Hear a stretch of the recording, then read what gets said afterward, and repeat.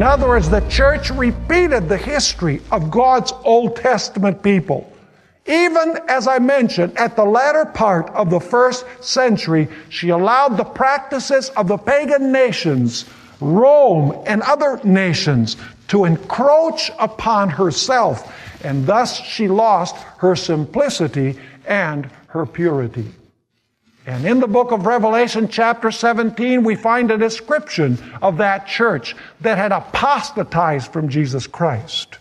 In fact, it's interesting. I'm going to share with you some details that we studied last time, but before I share these details, I'd just like to say that a few years ago I was speaking in Argentina, and I presented the topic that I gave last night, a little bit different slant, but I presented it, all of the characteristics of the apostate church in Revelation chapter 17.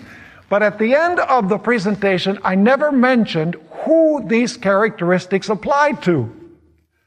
Well, the next morning, I had interviews with the students in the morning and I preached in the evening. So the next morning, a student came to the office and wanted an interview with me. I said, sure, come on in. She looked at me in the eye and she said, Pastor Bor, I want you to know that you offended me last night. I said, really? I'm really sorry I offended you. What do you mean I offended you? She says, well, you spoke badly about my church. And I said, really? I don't remember mentioning any church last night in my sermon. I didn't mention any church. I just gave a series of characteristics. She says, well, but you could tell by the characteristics what church you were talking about.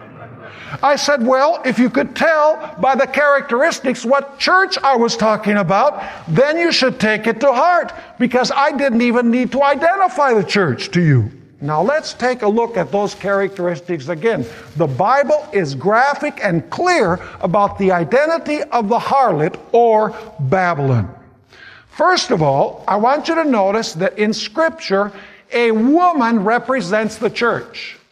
A pure woman represents the pure church of Jesus Christ. A harlot woman represents a fallen church.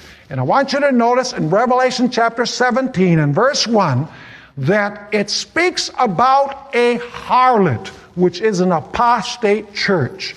It says there in Revelation 17 verse 1, then one of the seven angels who had the seven bowls came and talked with me, saying to me, come, I will show you the judgment of the great what? Of the great harlot who sits on many waters. And by the way, her name is Babylon, according to verse 5.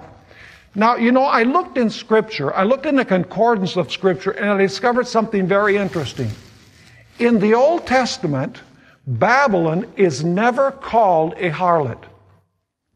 In the Old Testament, almost in every single case that the word harlot is used, it is applied to Israel.